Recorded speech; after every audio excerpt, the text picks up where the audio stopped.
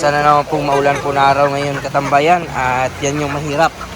Pinaka-challenge ito sa pag-alaga ng manok yung maulan. Babasa ka talaga nito katambayan at kahit yung ating mga alaga. Yan no? Kawawa yung ating mga alaga kaya importante po mga ganitong panahon, pinaka-the best po na ibigay sa tubig ay yung Panamox 40 powder po, antibacterial. So yan yung pinaka-challenge sa panahon ng tag-ulan talaga. So sa mga kaibigan natin dyan na may mga manok, wag po itipirin pag mga ganito po na panahon.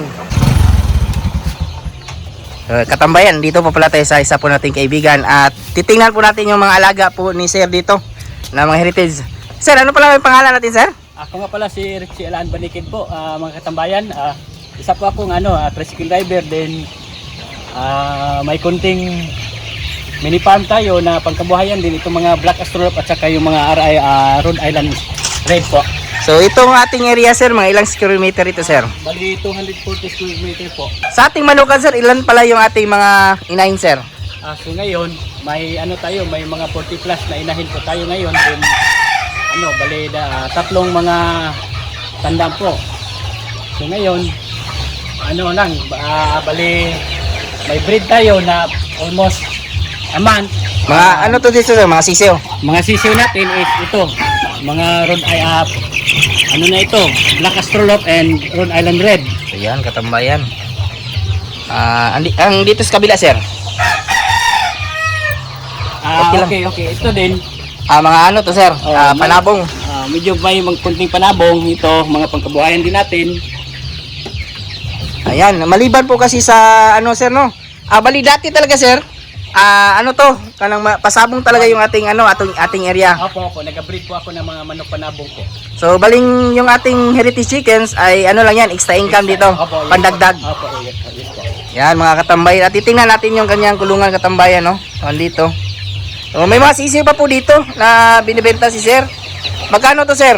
Ito, pwede ko ibenta ito 150 kasi nandito na ito sa mga sobra aman. Yan. Mga ilan to dito, Sir? Mga 60 plus po ito. 60 plus. So yan, napaka Black Astrolop po talaga yan katambayan. Pwede ba natin makita yung parents niya, Sir? Yes po. Nandito. Bali ito yung parents niya. Ayan.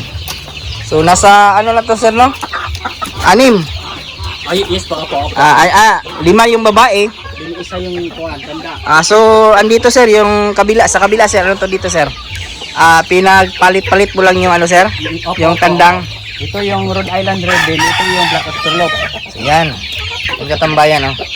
So titingnan pa po natin, marami pa po kasi dito na mga manok. Bali yung nasa labas natin ng mga manok, Sir. Ano pala yan, Sir? Bali ito po yung mga tawag natin, mga Bisaya ito. So pangkarne. Pangkarne po. So kumbaga meron ding pang sabong, may pang heritage at may pangkarne din, Sir. Opo.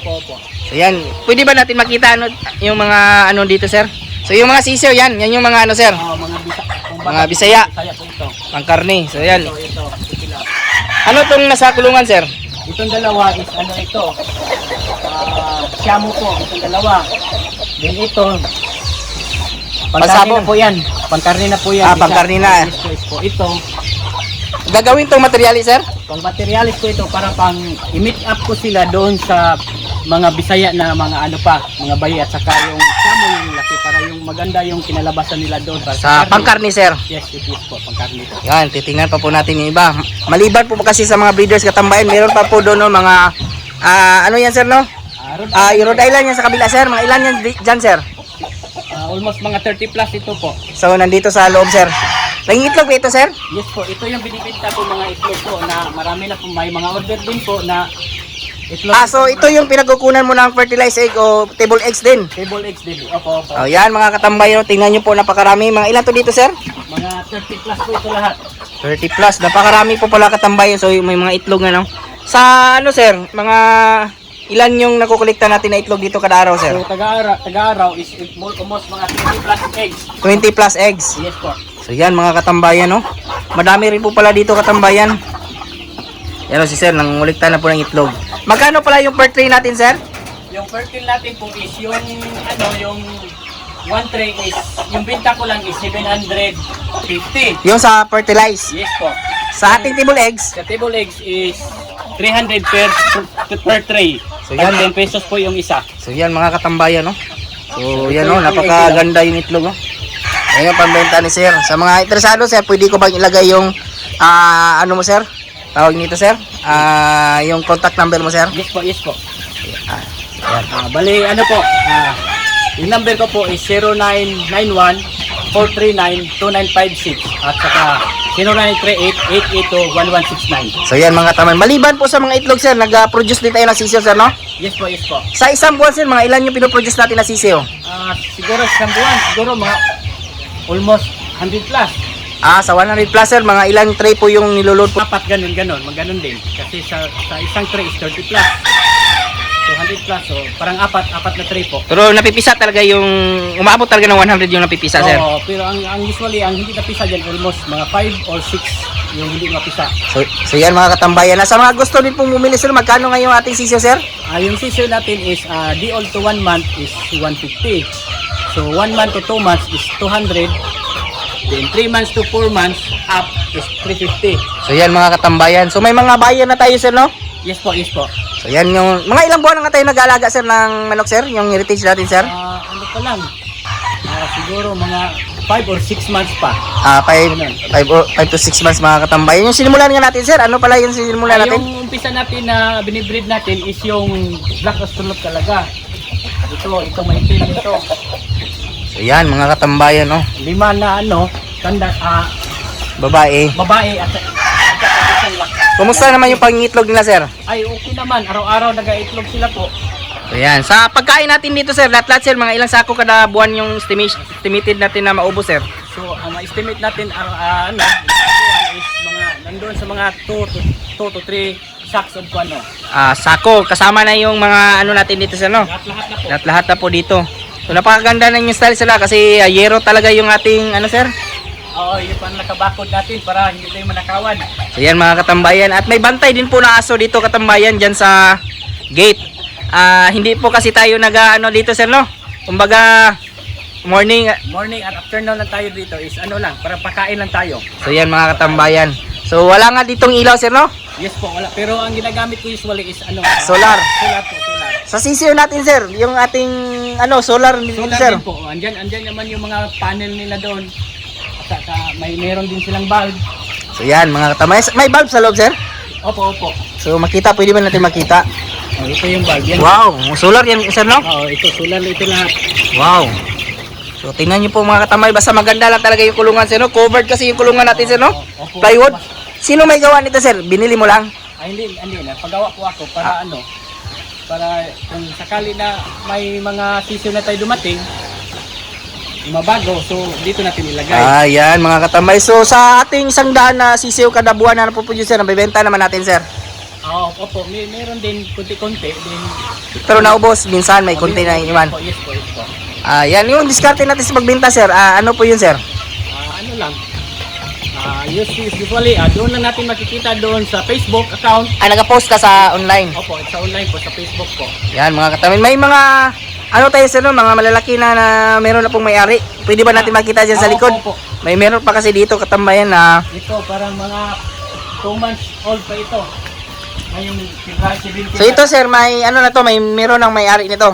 Opo. May na po nito, may pa-reserve na po. So yan, ang dami pala. Mga ilan to dito sir? Almost 23 ito. So yan. Halos babae sir? Babae lahat? Babae, lalaki po. Ayan marami katambayan. Nasa likuran ng bahay. Nakahiro talaga. Wala naman pong nakaw-nakaw dito sir, kahit walang tao sir. Wala naman po. Usual, wala naman po. Tawa ng Diyos. Kasi may bakod na tayo eh. May aso din nga tagabantay. Yes po. So yan katambayan, napakagaling po ng diskarte ni sir ha. So yan. Magkano nga yan sir? Ito, binta ko nito is, nag-reserve na po ito is 350 per head po siya. So yan mga katambayan. Black Australorp po talaga yan, napakaganda po. Ito black talaga. Pure ito siya Pure. Yes po, walang halo pa yan. So yan katambayan. So tingnan nyo naman yung manukan ni sir, napakasimple lang po. Yero lang po, gaya ng sa ating manukan. Yan, napakasimple. At hindi naman po masyadong malamig dito sir, no? Nakakasurvive naman yung ating sisyo. Sa nakikita ko po, malulusog naman po. Awa ng Diyos. Healthy naman yung mga sisyo natin. So yan may mga karton na nga nakahanda si sir pag may bumili. So yan, sa mga kaibigan natin yan na gusto bumili ilalagay ko rin po yung contact, sinabi na po ni Sir. At yan, maraming salamat po kay Sir na pinatuloy po tayo sa napakasimple niya pong manukan. Tingnan niyo po, may mga pasabong pa. Binta dito pasabong, Sir? Kung may kusunada, di benta natin. Ayan. Sir, salamat Sir Okay po, thank you po mga katambayan po, thank you po, maraming salamat. At yun nga, nakita natin yung manukan po ni Sir, napakasimple lang po. Tricycle driver po na nagkaroon din po, nag-alaga din po ng kunting manok para pagkakitaan. At may binibenta naman po siya doon ng mga sisiyo sa mga gusto nang bumili, ay pwede po tayong magkakuha po. Ilalagay ko lang po yung kanyang contact po sa screen. Kayo na po bahala kumontak sa kanya. Sa mga nanonood po pala ng aking mga previous videos, mga bago po natin subscribers and viewers, welcome po sa aking channel. At kung kayo lang po ay napadaan ngayon, sana po i-consider nyo po na i-follow at i-subscribe. Napakalaking tulong po yan. Kung may mga katanungan naman po kayo, ilagay lang po sa comment section at ating sasagutin.